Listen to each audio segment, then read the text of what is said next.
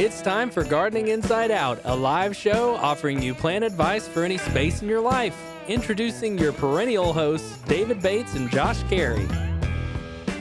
Hey, and welcome in, everybody. It's Saturday morning. It's time for Gardening Inside Out, brought to you from the Green Room Studios here at Bates Nursery and Garden Center. And ladies and gentlemen, it's going to be a glorious day today. You need to get out and get around, find out something to do, because it's a no excuses kind of day, David Bates. It absolutely is a no excuses kind of day. And we've had a run of really seasonably nice February weather this week. And that trend continues as we go through the week ahead. We continue to experience these little peaks and valleys of high and low temperatures and intermittent sunshine and rain. This coming week will be no exception. Today, Saturday, the 24th of February, it's going to be a high of 49 degrees, partly cloudy conditions, which you could also interpret as mostly sunny. Yep. It's going to be a nice day. Come on out and see us. 49 for the high, 30 for the low. Tomorrow, much warmer, 66 degrees and partly cloudy conditions. There you go. I mean, as Sundays go in February, a pretty nice day, but just wait until Monday gets here. 74, 61, and mostly sunny. I mean, can you say spring? It's got to be feeling like it. I mean, we've already had days of that.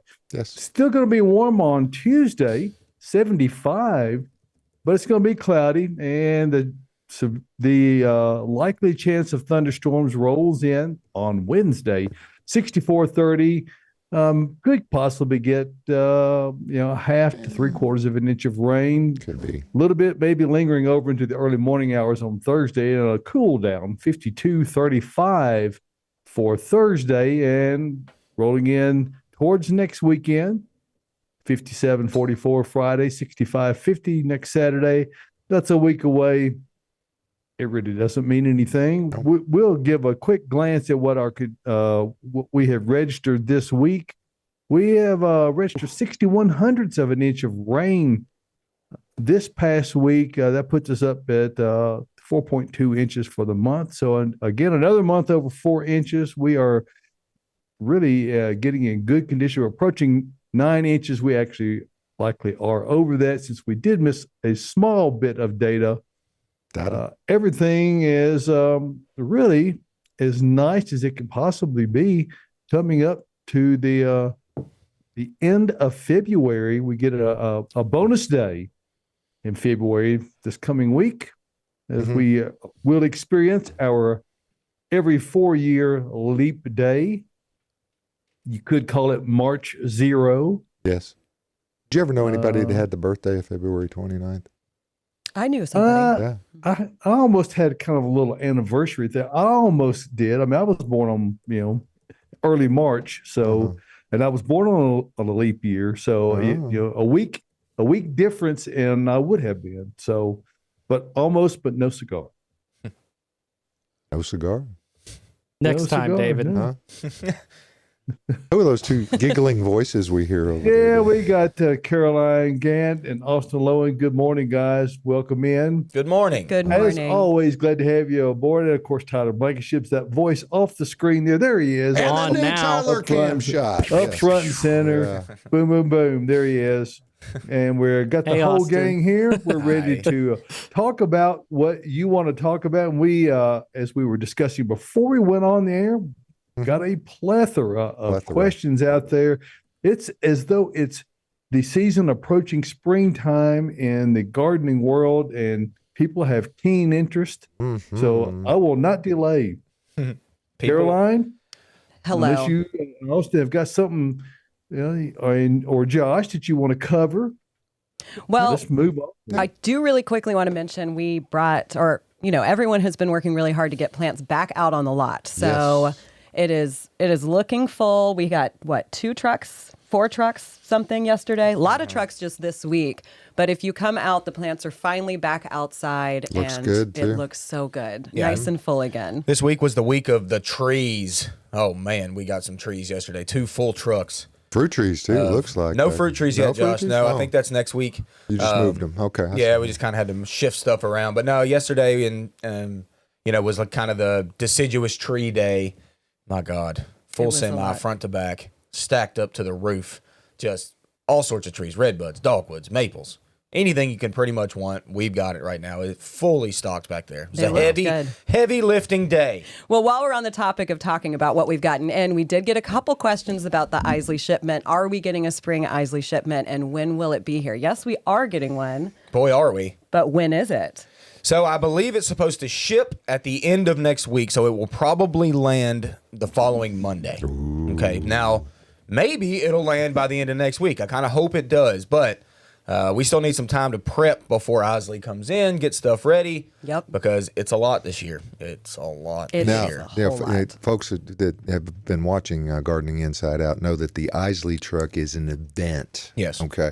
That's where you get the coolest, neatest, wildest stuff that comes in from the West Coast. Yes. So Oregon. Yep. And you need to get out there because the selection, even though you're going to get a bunch, you got to get those good ones right off the bat. We've got people that'll literally wait for that truck. They'll be standing out here while we're unloading it, and We'll they'll help you unload. And They won't help us. They'll They would if pick they stuff. could, yeah. They'll pick stuff and take it to the checkout and buy it. It is the kid in the candy store mentality, Josh. There's a lot of people that get all up in the air about it.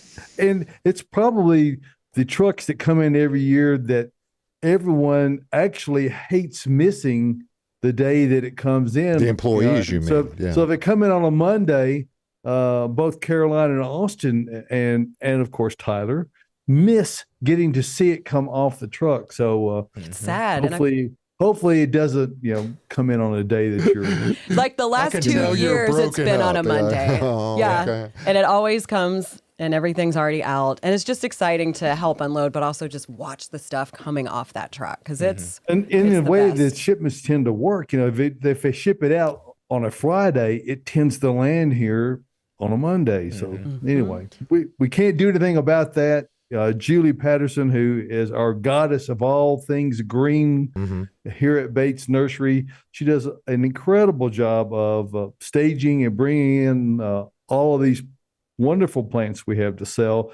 But she really can't control about when they arrive or when they load the truck. So, those are things beyond our control. We just deal with it the best we can when that time arrives. Speaking of things beyond our control, we had a little glitch toward the end of the show last week, and we had some unfinished business that we were going to try to cover. And a good friend. And then after this, Yes. will we entertain motions for new business? We can. Okay. Is it a we're- motion? so we're gonna Can I get a cover the second? old business Can I get a first, second? right? Okay. Yeah. All right. Got to have a second before we can proceed, though, David. All in favor? Aye. Aye. Okay. Okay. Get it, Opposed by Josh. the same sign, so be it. Okay. Now we've got Roger's rules of decorum. That would be all out Robert. of the That's way. Roger's rules in the green room, not Robert's. Yes. Okay. We're good. We're ready to roll. Okay. Yeah, we got a So- question from Nancy Coop a couple weeks back about a spider plant. We've got some photos that we're going to put up. And she says, from the start, it's grown twisted and curled, almost witch broomish. Any Yep. ideas? And I it's think Tyler's gnarly. it is gnarly. So Yes. there is a type called Bonnie that is curly, but this one is way more curly than that one. Let's see. There I it think is. it's worth her. I mean, that is awesome. It's I so think, cool. I think, and that is, she's saying it's witch's broomish. That's what the very definition of a witch's broom is. It's either been impacted by some kind of virus or something that has completely affected its DNA and its resulting growth habit. That's a keeper. Matter of fact, It looks healthy Nancy- as it can be. and Nancy is she's quite a horticulturalist herself. She should be propagating that and making more of it. She might have a discovery there that bodes well for her. But what are your thoughts, Caroline? First off, I would love a cutting of that. But yeah, it definitely doesn't look like the normal curly leafed one that you see. So yeah, I think some kind of mutation like witch's broom is happening there. It doesn't look like a pest either because No. that usually isn't as, No. constant. It's too uniform. Right. That's the and- word I was looking for. That is a gnarly thing. I love it. Yeah, take But cuttings I of think that. it has Bring us great cuttings of interest. that.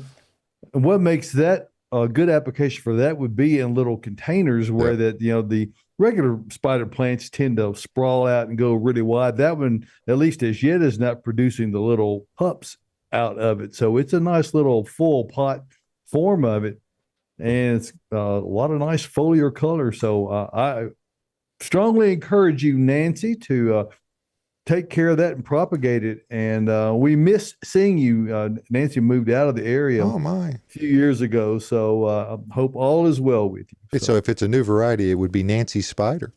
There you go. There you go. So yeah, there you go. Name. Good start. I like that. Colin said it was, that's incredible, though. So Yeah, so did Pam. She said that's a cool spider plant. I agree. Yeah. Very That's good. great. We love that. Send us pictures of your plants. We love seeing them. All right, so we're going to dive into questions. We got a lot of questions about pruning. So people are ready to get out in their beds. They're ready to cut stuff back. Maybe a little too late for some of them. So we're going to start with Rose of Sharon. Someone is asking, can I prune back Rose of Sharon now? Yes. Yes. There Do it it. is. It's easy. Rose of Sharon's very easy. Blooms off new wood. Don't worry about it. Very, very hardy plant. It's gotten too big for you. Take it back. It's time. We need to do it before it leaves out. They're going to be leafing out here before we know it. It's early spring, y'all. All right. And is it too early to prune back bee balm, Joe Pyeweed, and zinnias? I would say no. I mean, those have all been dead what is up above the ground level. So you can cut them back. I leave mine up for the birds and stuff and the For a while, but yeah, it's insects. getting to the point now where it's like they probably look bad. Time to Like clean they it up. probably look bad. Like let's go ahead, clear cut them to the dirt, as y'all know, and they're coming right back. They're coming Captain right Tidy back. over there is gonna, Austin, I know how you roll, man. It's time to get those beds cleaned up and do your mulching and all that, pre-emergent weed control, whatever you're going to do. It's time to be thinking about that because, it's on us. Yeah, it's coming. It's here. It's here. It's coming. It's kind of here now. It feels like it. Yep. All right. So somebody's asking, should I cut clematis all the way back?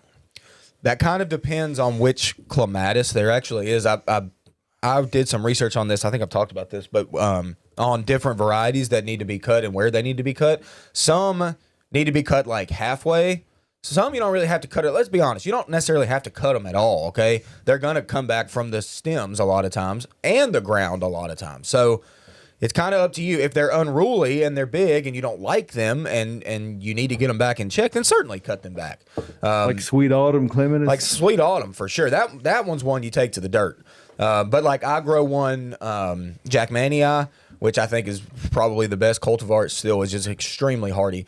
I cut mine about halfway back because it was up on my railing where I wanted it. It looked great. Where I had it, have just adorned with flowers because clematis is probably the prettiest vine there is. And Here we go. I cut it in half, so all of them are uniform where I want them, and then they're going to crack back and bloom for me. So So it's going to be gorgeous. Which is more let's just get this out of the way. Which is more correct? Clematis or clematis? oh, I say clematis. I say clematis. It kind of I'm a depends on where you're clematis from. guy. Okay, I clematis. think that's, but and both are accurate. Both are accurate. Yes. It's a tomato scenario. Josh? Correct. Clematis. Oh, okay. Clematis. Clematis. Oh, You're so fancy. like Clematis. All right, Tyler. Not a third thing. What? what do you mean? What? What? Clematis? There Okay, it is. there All it right. is. So That old Northern Are Alabama you boy. clemat at that? good one. Yeah. All right, let's We talk accented the about wrong pruning back syllable. That's what- magnolias. Oh. If I want to shape my little gem magnolia and prune lower branches, when is the best time? Honestly, 3:30. anytime really. If you just want to prune lower limbs, there's not really all that bad of a time to do that. But now is the time we do our pruning typically on most everything. So I understand little Jim, they do typically stay leafed all the way to the ground. So it gets hard to mow around. It can be annoying. So limb them up. Limb them up now. You're going to see some of that stem. I kind of like seeing a stem to a canopy magnolia. I think that's nice looking. Yeah, it's a And pretty if, look. and if you're going to trim magnolias, particularly the evergreen types, the grandiflora cultivars, such as what a little gem is, you need to get that done before, at least in my estimation, you should get that done before any new growth pushes out. And it's not that it will hurt it. It's just that you get that big flush of growth the very first one. It's been storing up and resting all winter, and it's really ready to push.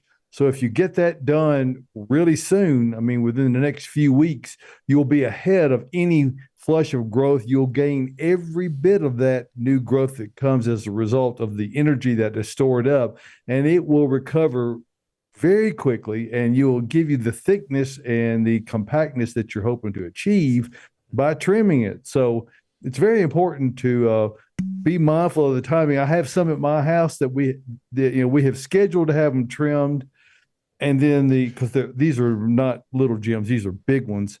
Mm-hmm. By the time that the tree people will get out to trim them, they've already started flushing new growth. So I'm always, a little in a twist about that. So we those are things you need to plan for well in advance, particularly if it's something that's really large that a service has to schedule you for. Mm-hmm. So there's my take on it. Yep. Perfect. All right, we are to our hydrangea section. Oh. We got a lot of questions about pruning hydrangeas, so I want to start with, I said it wrong, and then I heard you laugh. I was hoping that nobody caught that. Hydrangeas. So I want to start this by saying that Austin did the webinar about pruning hydrangea masterclass. We've talked about that, so if you have questions about it, I really suggest checking that out, watching it. He does a great job breaking it down because it is different for each type of hydrangea. So we've got, how do I know what kind of hydrangea I have and when to cut them back at the right time? All right, this is how I started that video. Absolutely. Actually, I showed you the 5 different main species that we sell here. That's our best sellers, and I showed you how to identify them. And that's the by far first thing you need to know is how do which variety you've got, or which species you've got. So if you don't know, send us a picture. We will identify it. I can identify a hydrangea less than a second. It's wild. And I think that little bit of information at the beginning of that video would make an excellent clip for us to put out there on our site, because it's a very important piece of information. Yes. And it's just a few minutes. So it may be something that's worthwhile of just putting a clip out on so that people can check it out and not, if they don't need the full 40-minute of the video. information, they can just get that, and then they'll know what they need to do. Actually, if you're you're at a dinner party, this is information that will make conversation flow. I mean, it is really good stuff, Austin, what you did on that one. I mean, I was proud of that one. You should be. Yeah, I was proud of that one. Y'all know my love for hydrangeas. I just do.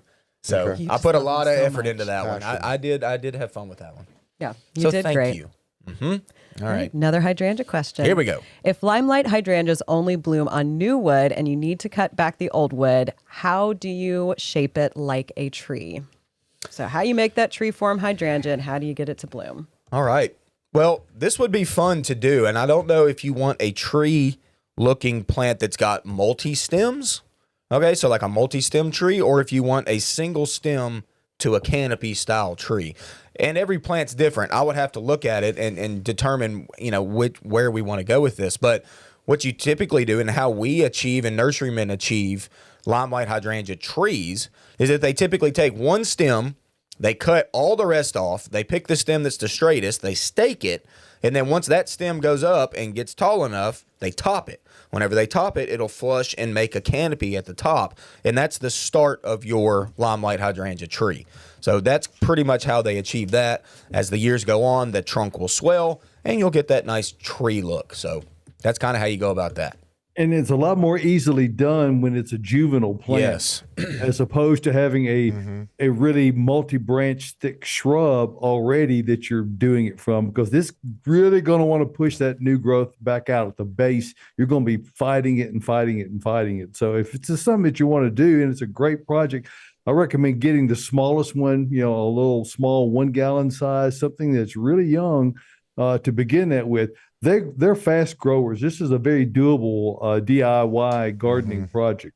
Yeah, it is. They tree form up really well. Like it's pretty easy to do. Like David said, they're fast to move. So starting small, you'll figure it out. It's not that bad. You'll get to it. I love cutting back my limelight hydrangeas. They're It's so fun. easy. You can and you just can't do go anything anywhere. wrong. No, you you can can't. you can cut it wherever you want and see what happens. That's how I've learned about it. Yeah, make And sure also talking everybody's to this listening one. with both ears. It is very fact dependent upon the type. I think is the That's thing. the So key. listen to both ears. She's talking about limelights. If you get another variety, you could be It's gonna making be a big different. mistake. Yeah. So It could be. watch the seminar. It's great. Watch it. BBC. Watch it and learn.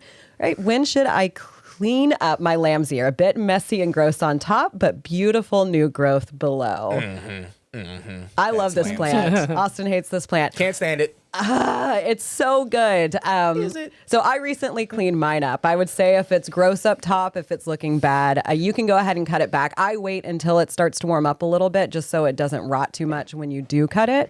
But now's the time to go ahead and pull out all those old, dead, like kind of brown, black leaves, cut it back so the sun can get to all the new growth that's starting to come up.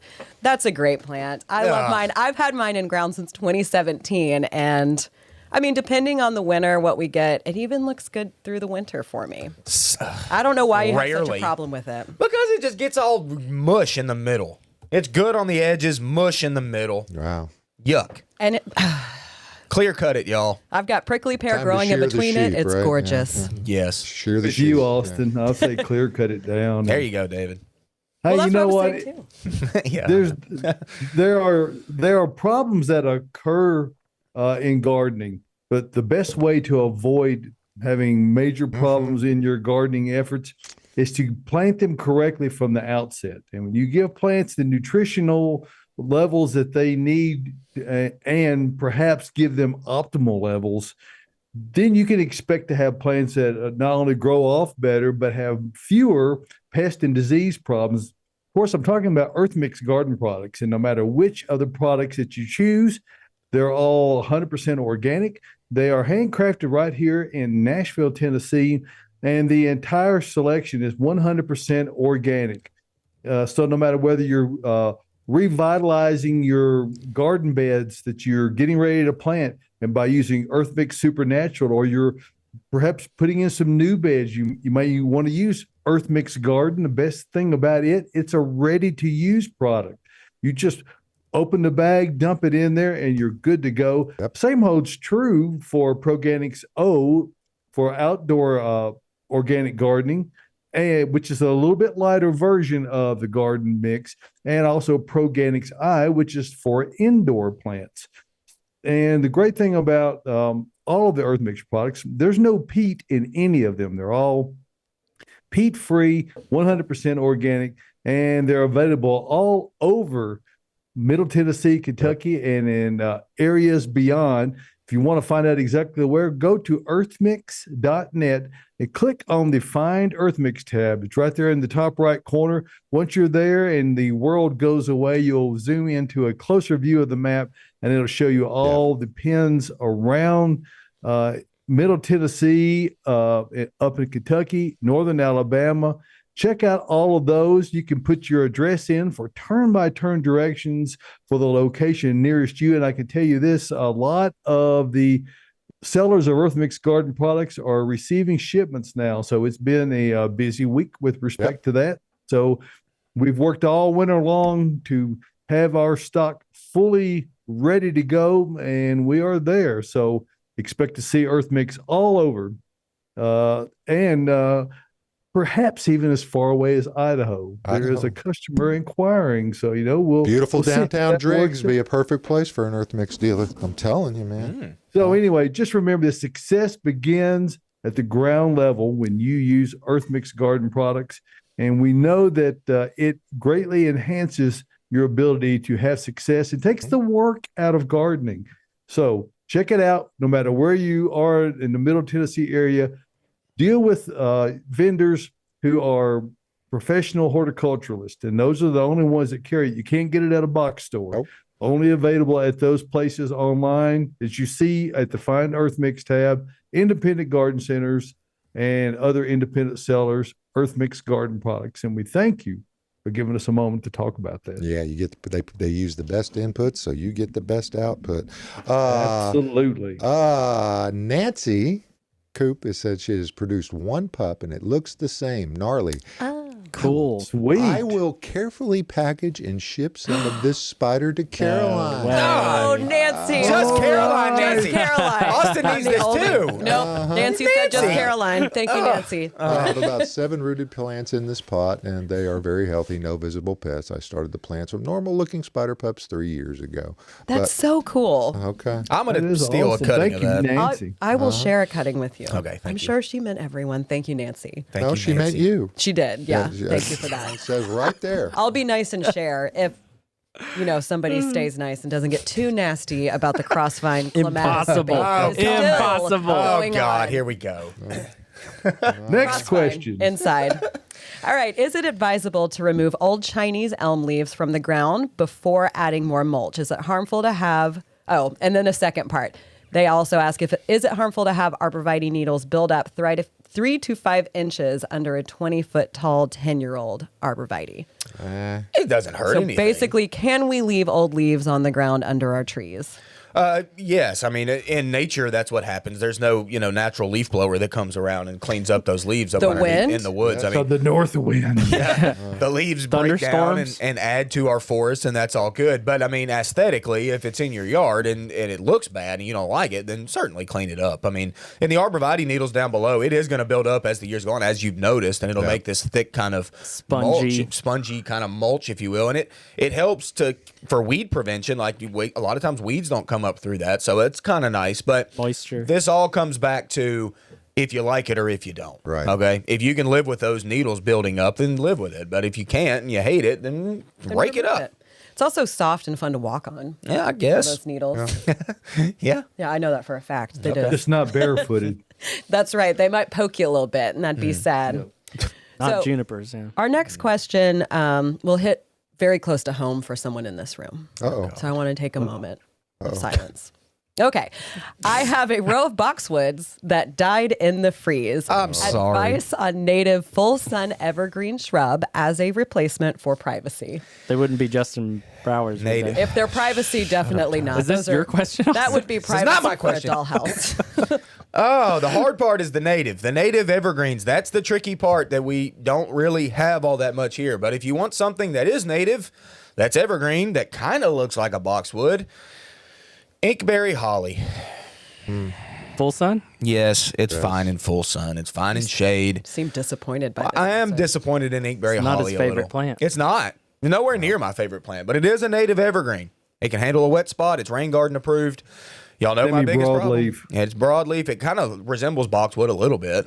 Yeah, but I'd call it a semi-broadleaf though. Yeah. They are prone to defoliating and particularly bad around the base. That's the worst.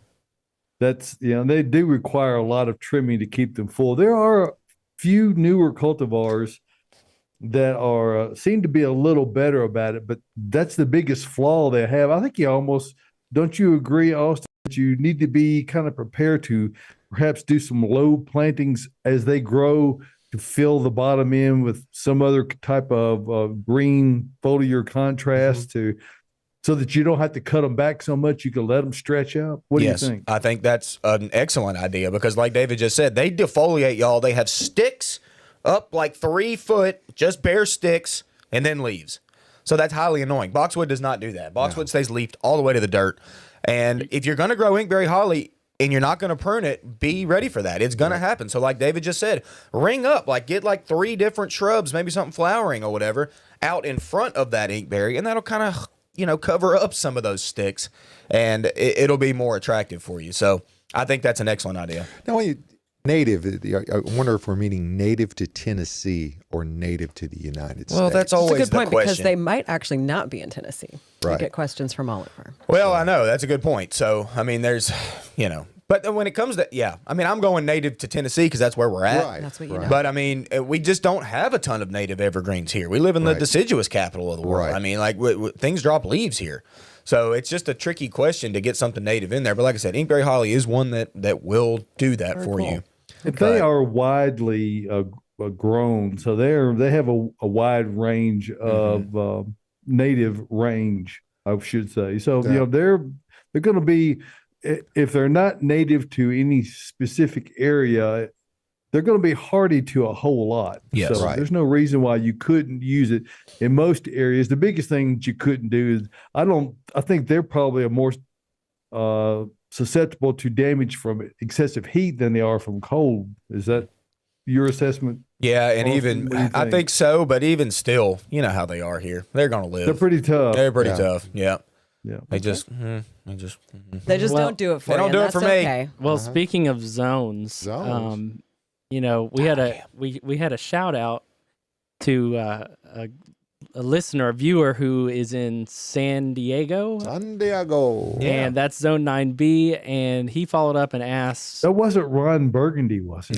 No, no, it wasn't. I would love to hear from him too, Ron, if you're watching. yeah.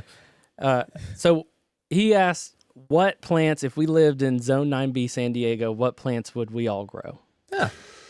Oh, Gosh. Well, you know, the one thing about it is we can grow a great many of those plants. It's just the application of them. Bougainvillea would be the first I would thing. grow that one. Yeah. absolutely. That there are a great summertime plant here, and they're used frequently in container gardening, that kind of thing. They love warm climates. They love full sun. They just flower and flower and flower. They are gorgeous. I don't think there's anything, if you're driving around Southern California or any other areas in the South where it is a little on the drier side, typically Yep. high desert areas. What a tremendous color representation they are. Now they're a little messy. You know, they shed those flowers daily, so it's a continual cleanup process. So if you do have them, just kind of be prepared for that. But They're a that little would be, spiky I think, too, the aren't first choice. Yeah. What about others, guys? Yeah. For me, variegated lemon or pink lemon.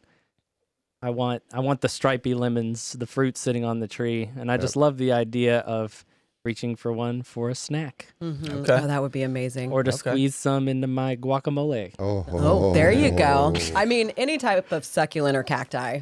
Like, I'm obsessed You with could them. grow and the grow them. avocados right That's what I'm next saying. door, That's what yes. I'm saying. go. I'm a food person. Yeah, and I know it's just like backbone for Southern Californians to grow olives, but man, Yep. driving on the side of Yeah. I've been to San Diego and driving down the interstate and seeing like them advertise like 2,000-year-old olive tree, and it's like this massive, gnarly, awesome. giant. I mean, that would be cool They because look we don't so get that cool here. as they age. Yeah, they're really cool. But if you're growing olives in your own garden, I would tell you, I have picked them. You know, they don't taste very good. Straight off No, the tree. straight off the tree, Yeah, they are. those not. those are something that's better off to have gone through the process. In my so there, but that doesn't mean you can't use an olive. Actually, on my newsletter, I had some questions about that Yep. from a couple of folks, and we do sell them. They are a really widely used plant, but they're Mediterranean. They're not actually tropical. Yep. They're almost, not quite, but almost hardy here, and a lot of people like to use them indoors in the winter and outdoors in the in the warmer season. That's perfectly acceptable. Miriam says oleander. Oh yeah. Oh, oleander. Great Yeah. work, Miriam. I forgot about oleander. That's a great one. I kept one I as a gotta have house plant palm for like tree 3 in here years. someplace. Maybe a foxtails. It depends. Oh on, yeah. Or I wonder if we could do saguaro cactus over there. A little close to the Those coast. are pretty specific get- to areas, yeah, so I they don't know get- right they get there if you'd be able to do it. Big. Over time, yeah, they get giant. But Yeah. so many cool plants that I have in my Gotta have a house that I palm would love tree. to have outside. Right, Yeah, let's talk all about manner of hollies. palms. Something that we All can manner. grow here. I have 2 full-grown holly trees, and they never have berries. They are on opposite ends of the house, and I fertilize with hollytone. I want them to berry to feed the birds. What do I need to do? Well, first off, we need to know one thing, and that's that hollies have male and female flowers on separate plants. We call this dioecious. Okay, so if you have 2 male holly trees on your home, they will never produce berries. Sorry to tell Or you. 2 females. If you have 2 females, exactly, and we don't have males to pollinate. We need, even if the females are there, but they don't have males to produce the flower and the pollen for the females to get pollinated, then you won't see berries on those either. But chances are you probably have 2 males if they're full grown and it's been years and you've never seen berries. unfortunately, you might have males, and they will not produce those berries for you. I'm sorry. Oh, so But she's what gonna you need to do plant more. get when you have male hollies is that energy that used to produce berries is not being siphoned off, so to speak. So you'll have hollies that are decidedly more thick and full at a much earlier age because they're not spending energy to produce berries. So there is that. If you need to in the Christmas time, buy you some fake berries and tie in there. Oh, There you go. good job. That's a That good might plan. be your way to go. At least it gives it that look. Is there a way Yeah. to tell? Like if you're out there on the lot and you're looking at them, is there a way to tell? You can look Yes, at the there is a way to flower, tell. yes. Okay. Like you'd have to really get up on it, and you have to check and see whether it has female parts or male parts within that flower, and you have to know what you're looking for, kind of like a fish or something. Also, Okay. although there are also foliar differences between the male and females, they're pretty subtle, and this is where if you have a keen eye and you're highly experienced, Josh, at Yes. looking at those different types of leaves, and you can discern it from that, and by the general growth habit, it will.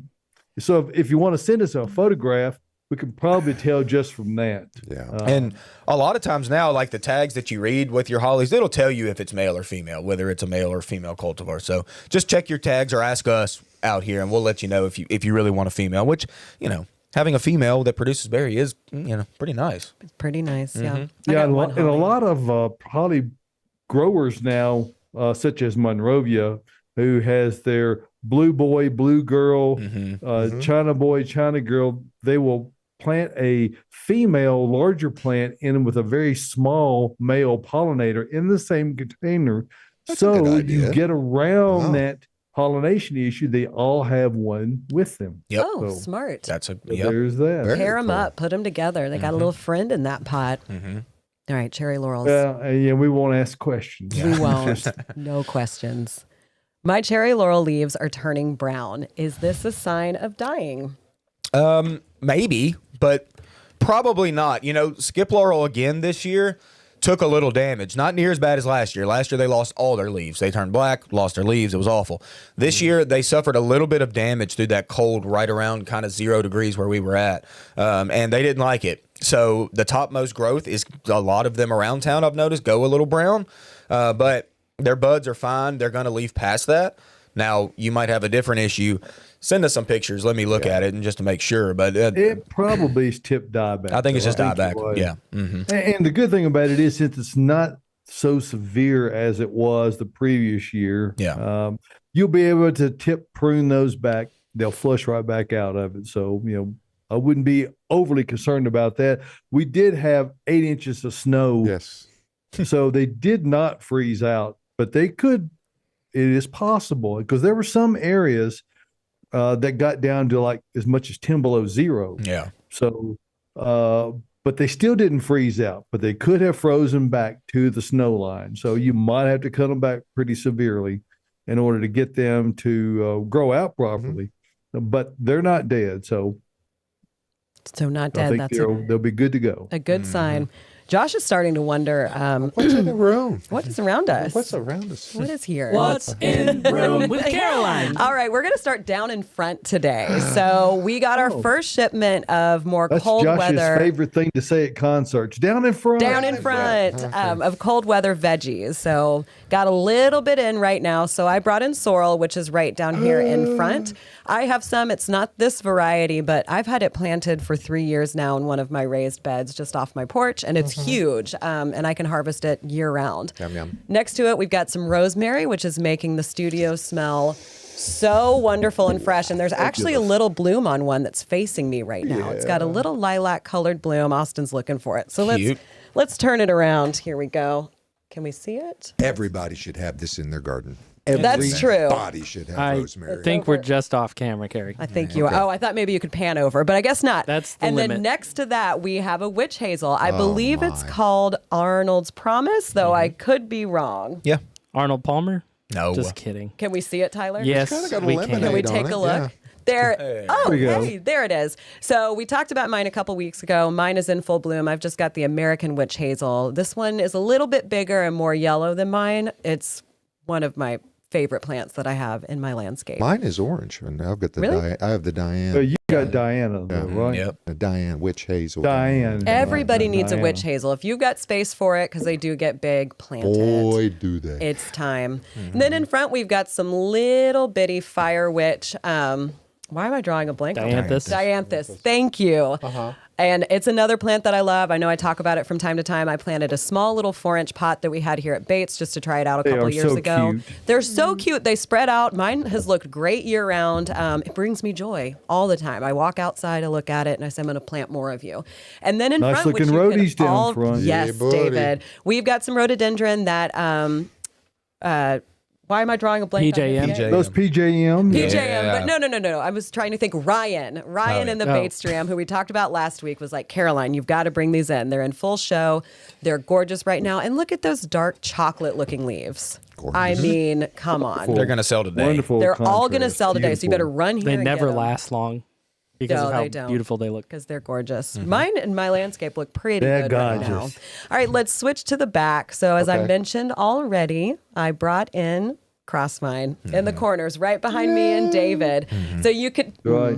Austin's not happy about that. So you can see these dark kind of chocolatey looking purple leaves that's what they look like around town right now. So this is Purple. exactly what mine looks like at my house. I've got a full wall of it that looks so cool. Next to it, Carolina jessamine, which is making the green room this morning smell absolutely amazing. Really good.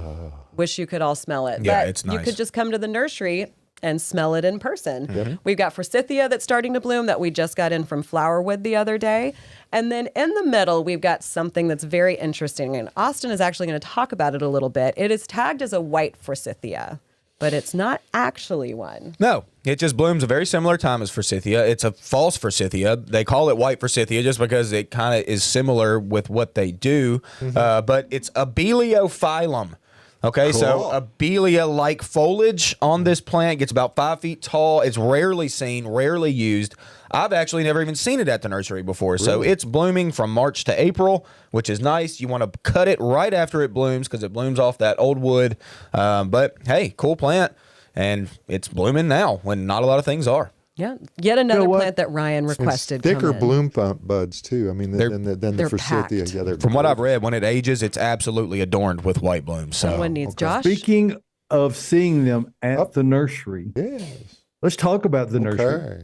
And that in this situation refers to Bates Nursery and Garden Center, where that we do a lot of things with regards to plants, pretty much everything.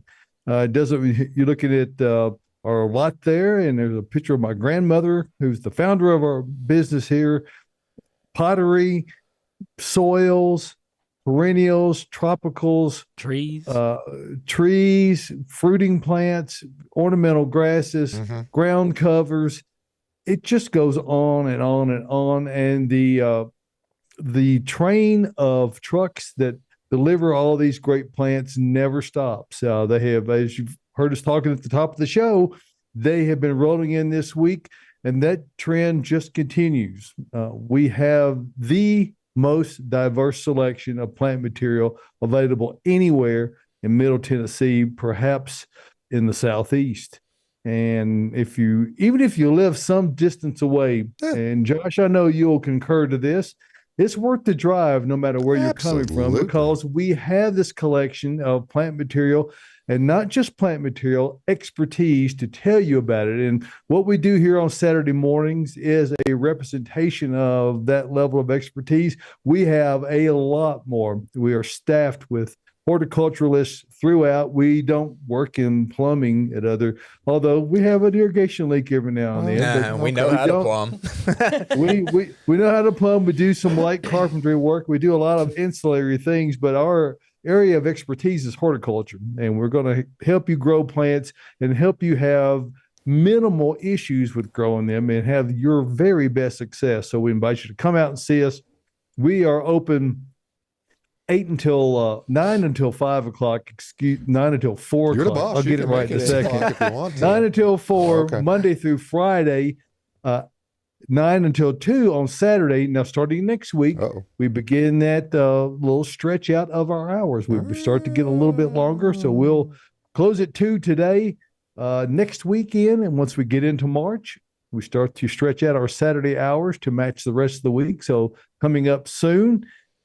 We also really like staying in touch with you, and we're all about trying to help you get information. If you scroll down our webpage at batesnursery.com, just below the header area is the newsletter sign up. I write a weekly newsletter, and I try to incorporate that elements of all the various things we talk about, webinars, or plant new arrivals, all manner of things. I try to pack it as full of information as I can, and also hopefully make it an enjoyable and short read every week. So no matter where you are, you can subscribe right here. It'll come to your inbox. We don't share your information with anyone. Never have. We will not. And if you decide you don't want it at some point, you can just unsubscribe. So check that out at batesnursery.com. And my weekly newsletter, gratefully, is subscribed to by a lot of folks. And so we're always glad to share that information and be a part of this Nashville tradition we call Bates Nursery and Garden Center, beautifying Nashville since 1932 for 92 years now. Bates Nursery and Garden Center. And thanks for giving us a moment to talk about that and to help you in your gardening efforts. Quick note about the newsletter there. That's also where David announces some of the secret sales that go on. You hear about it first. So, I mean, for Bates Rewards members. So, I mean, you really need to sign up for it. It's once a week. It's great. It is. Week. Yep. It's a good read. And speaking of coming from anywhere, we've got a guest and an avid listener that lives out in Watertown, Tennessee. She comes out and sees us. Yes, she's from Watertown. And I met her grandson last week. Rowan, I hope you're listening. You came in, 14-year-old kid, goes to Watertown, 8th grade, middle school, and he watched us for the first time last week. A young kid. And he really enjoyed the show. He came out right after the show and came and found me and wanted to talk to me. He got an inside scoop of the set. He came in here, saw the green room. He met Tyler. He met Caroline. He was just a very upbeat Did he get kid. a sticker? He did not get a sticker. If he comes out, I will give him another gotta sticker. Come back and get a sticker. But he did get a begonia. He did get a begonia. Yes. I was happy. It was his first plant he's going to grow. But I'm so happy you came out and chatted with me. You were so nice and just really cool kid. So thanks, Rowan. You keep rowing that boat down the stream of life, okay? Keep going. Austin. Yes. We need to give him a dirt shirt, too. I'll give him a dirt shirt. I'll give him a hat. I'll give him whatever he wants. I love that kid. Rowan, what's up? Does he dude? remind you of you when you were 14 at all? No, not Curious. really. But I think he's going to get into horticulture a little bit. Maybe he's going to grow this first plant. And you know what? Rowan, it's a great career. It's fun. If you want to get into plants, do it, man. It's fun. It's a It's good the way to best. make Lot of some different money while you're in high pathways. school, too, because there's a lot of us that are out there. I wish I had a 14-year-old neighbor that I could hire to help me clean up beds and do some chopping and do some other things along the line. You can make a nice living doing this. That's right. my You keep watching us, you'll learn how to do those things. Can. Just Watertown is don't be great. afraid to work. He's also close to all those nurseries out in McMinnville. So Pretty close. Yeah, Yep. I love Watertown. They got to drive in, too. They have. I used to go to it all the time. You Oh, can see man. 2 movies for $8.50. So it's a great drive-in. They have a great concession stand. Awesome. Speaking of awesome things and things to do and things to see, we do have another Bates Botanical Boot Camp coming up next Thursday at 9 a.m. With hers truly. I will be leading it on wildflower gardening. So how to start it, how to plan, all the things that go into it. It's one of the outside plant gardening projects that I do every year and that I love. So make sure you register. You can go to the Bates website, scroll down to the Bates Botanical Boot Camp link. You can go there to register. And if you're not available at 9 a.m., all of our boot camps are streaming on YouTube and Vimeo after, like the day after, so they go up. Yeah. So you'll be able to check it out, learn a lot of cool things. And again, all these hydrangea questions, y'all go watch Austin's masterclass on hydrangea pruning. Already up on the YouTube channel. Already up. It's even got chapters. You can jump around. You don't have to listen to them the whole time. Yeah. We love talking about plants. We can go for a long time. I had one go for almost an hour and a half. You had one go for like an hour and 45 minutes. That was Roses, though. Current was current record holder. Yeah. Yeah. We I just probably kept won't going. ever go that long again. No. But you kept most people engaged. Yeah, well. All right. So speaking of engagement, let's engage into more questions. Do it. Okay. I used neem oil on a peacock calathea. Now the leaves have mostly turned brown. Can it be saved and how? So neem oil is something that I do use to help treat plants, especially if they've got pest, but if you use too much of it or if you don't dilute it properly, it actually creates this film on the leaves and it suffocates the plant. And I see this happening a lot. So if you're just cleaning the plants, water is the best thing to use. Water and a microfiber towel and just wipe them down. If you need to treat it with neem oil, like I said, make sure you read the directions, you dilute it properly, and you don't overly put that neem oil on the plant. So this could be what happened. Also could be that it's winter and calatheas just kind of start to tank a little bit in the winter. Right. What you can do is clear cut that to the dirt, as we like to say. It's going to flush back up. It might take a couple weeks, but it's going to be even stronger and healthier and just give you the leaf color that you're looking for. So it can absolutely be saved. It's still alive. Just cut it on back. I love Keep some that insecticidal soap around also Yes. to use as an alternate for things that might be a little susceptible to oils. Yeah. Insecticidal soap is also an organically accepted use. It actually is just a soap. So, it for folks who are looking to have an alternate organic insecticide to use, that's another good choice. Yes, it is. I would say a good rule of thumb is those houseplants that have variegated leaves or really colorful leaves are usually the ones that are more susceptible to damage if they're treated with something that's a little too thick, I would say. All right, this is a good question. Okay. You should all know this. What's your favorite ornamental grass and why? Oh, y'all know mine. Yeah, I kind of want Northwind. everyone to guess. Switchgrass. That's my favorite. There's a lot of different switchgrasses that are cool, but Northwind just has really good fall color. I grow it at my house. It's still up, blowing in the breeze. Love it. It's tall and tidy. I have it Tall and too, tidy. and I have a couple different switchgrasses, and this is the one that stays the most contained, the most like round shape. It spreads out each year and gets a little bit larger, but it doesn't tend to kind of get a little bit messy, like my heavy metal. Yeah. That one just kind of starts to grow out. Hey, I'll give you a fun fact really quick with switchgrass, especially Northwind, the ones that really go upright. The more fertile the soil, the more it wants to flop down. So do not overly fertilize your switchgrass, okay? It is totally fine with poorer soils, and it will be much more erect for you. So don't overly fertilize switchgrass. Don't do it. I didn't know that. That's Yep. great to know. One that I really like is Purple Arrow Little Blue Stem. I planted that last year. It's small, so it looks really good in front of, I planted it in front of crepe myrtle. But then the bloom spikes come up, I would say like almost 3 feet. So then you can see through it. It creates this whimsical little wall of purple flowers.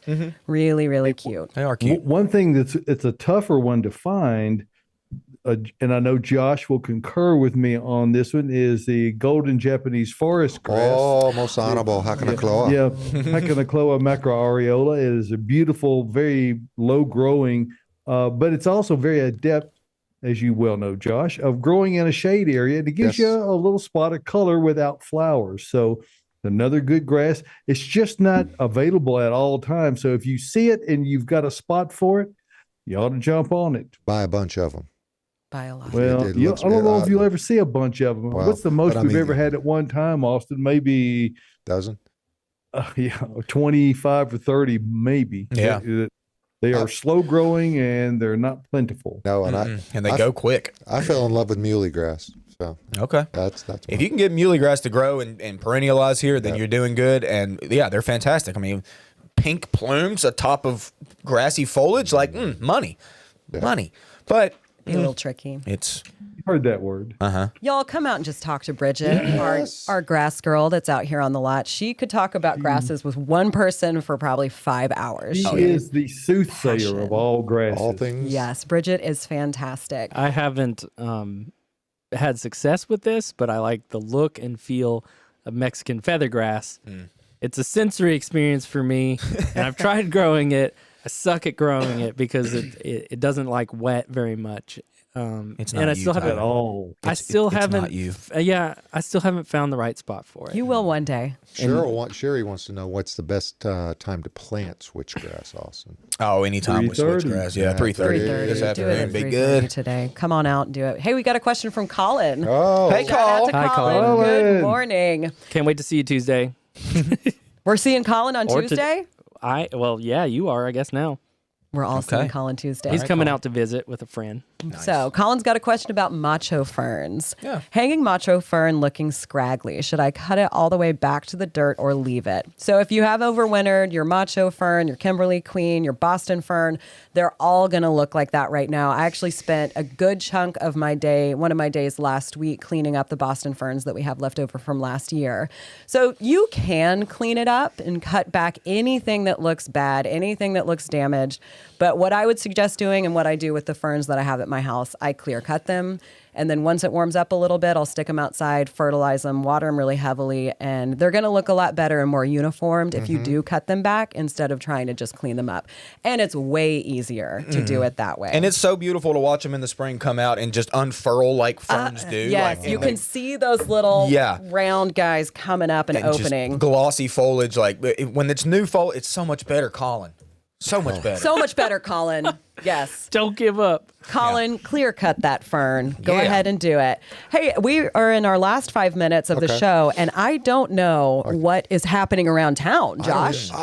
What Is anything- possibly could be?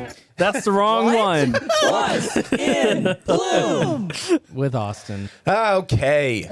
Not a back. ton. It is back. It is back, but it's minimally back. I mean, I'm not saying really too much blooming right now. Is your Carolina jasmine blooming right now?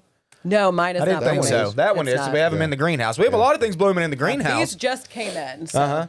So not a ton. Witch hazel is in bloom. Pansies are still good. Yes. Other than that, I bet you Daffodils are popping Forsythias up. daffodils still. Forsythias, Forsythia's not yet. forsythias I haven't cracking. seen. They're cracking a little bit. Yeah, I mean, you might have a random one here or there, but I have not seen a ton of forsythia yet. So y'all, I bet if Give you us go a couple weeks. for a walk in the woods, you might be seeing some ephemerals pop up. maybe. Ephemerals?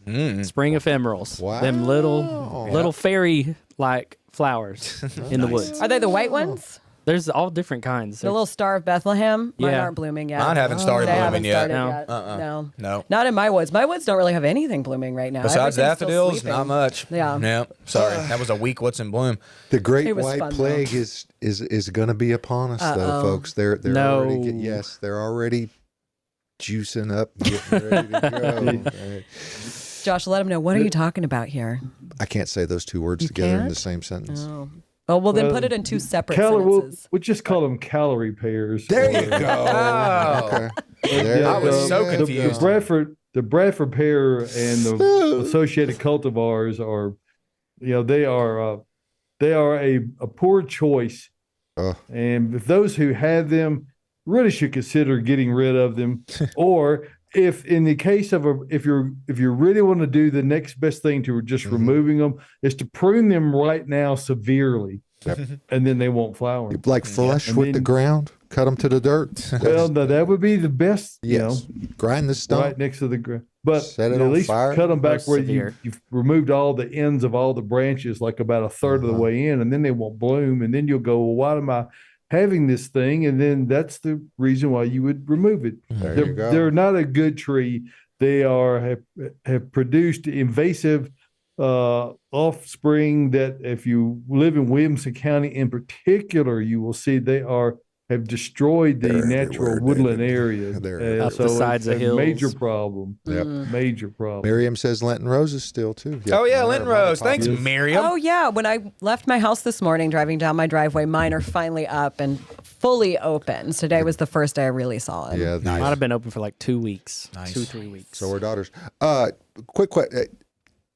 Greg I'm going to talk. Greg from Corinth, He's Mississippi. excited. He has sent me a couple Formerly of from pictures. Thompson Station. Yeah, Greg from Thompson Station.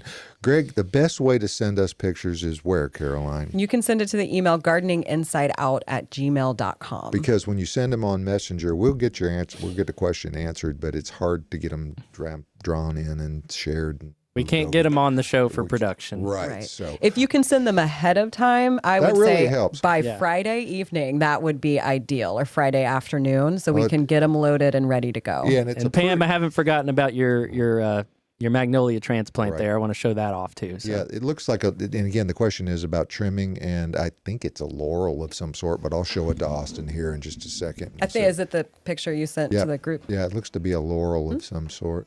This Hey, Yeah, that's a maybe Yopon holly, I think. a Yopon. Yeah, Can he cut it? hey, we're running out of time, we guys. are. It Yeah, give that a happened little. again. Give that a trim back.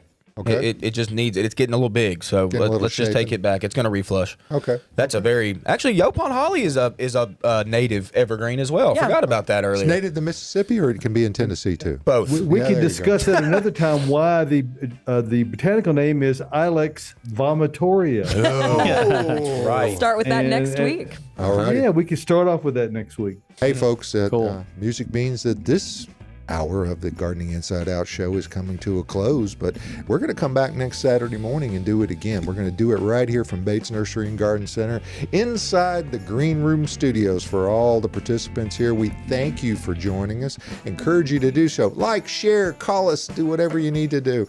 Get it out there, and we'll come back for you next Saturday morning for Gardening Inside Out.